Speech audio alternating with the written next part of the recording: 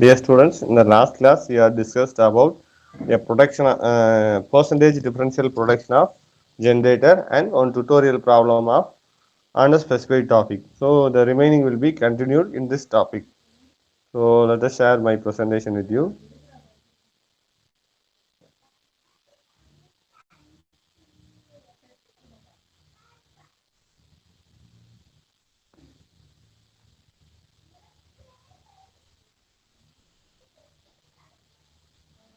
Hmm. Where the second one is we provide a protection against interturn fault. So the previous one, the longitudinal percentage protection, which does not able to provide detect the corresponding state or interturn fault. So the second one methodology, that means a transverse differential protection can be used to detect the corresponding state or interturn fault. So let us consider in this scheme a CT which has two primary. So a CT with two primary which is connected in this. So here like your percentage differential protection, bias is not no needed. So no bias is necessary because of common current transformer is used. So the error due to these current transformer difference will not occur here. So here, so one is operating coil, one will be for restraining coil.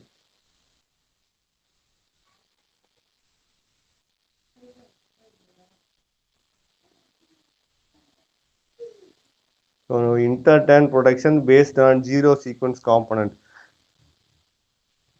So yeah, we just used to find this methodology, which is used to detect the zero sequence. So which is used to do only for single winding generator, which are having the multi number of turns per phase.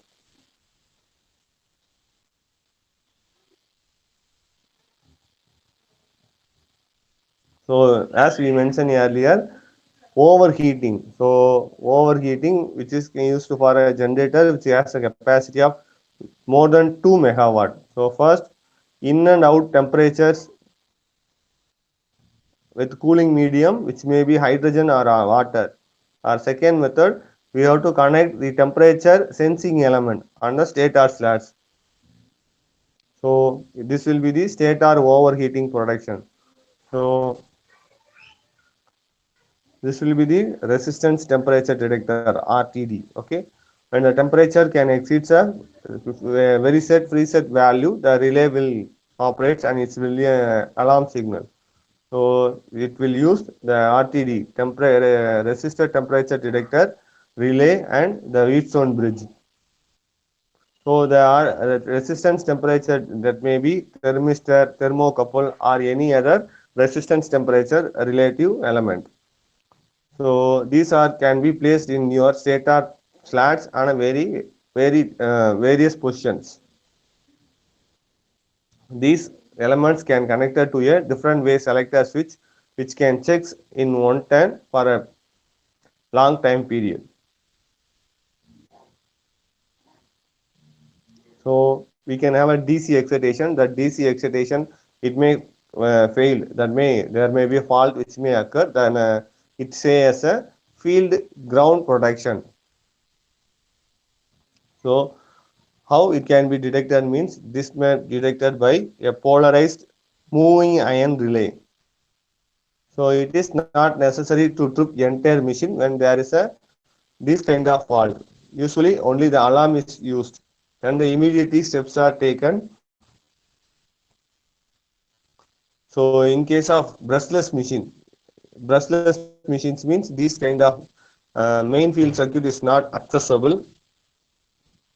So how you can detect means if there is a partial field failure due to short circuiting of the turns in the main field, it is detected by increase in the level of field current. So loss of excitation. So loss of excitation means when the synchronous generator will become act as an induction generator. So how it can be detected means this is detected with the aid of distance relay. So this shows the reactance, and this will be the your corresponding resistance, where when it can act as an induction generator instead of rated current, the current can flow in rotor circuits are very more.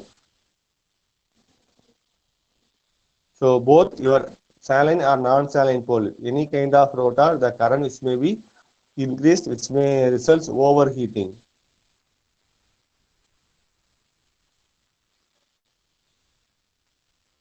So there is a flow of negative sequence current. So the negative sequence current, which can be negative sequence current, which can be filtered with the aid of negative sequence filter, then it will connect it to the overcurrent relay.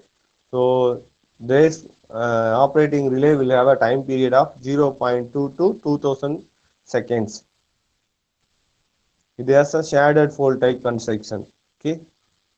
The negative sequence filter which provide a output which is proportional to the square of the current.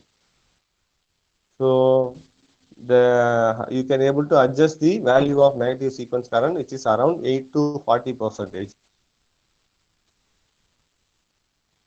Miscellaneous, as we mentioned, some of the mechanical inputs are to be considered. So over voltage, the over voltage may be detected by, which may be caused by detective voltage regulator, or some of the load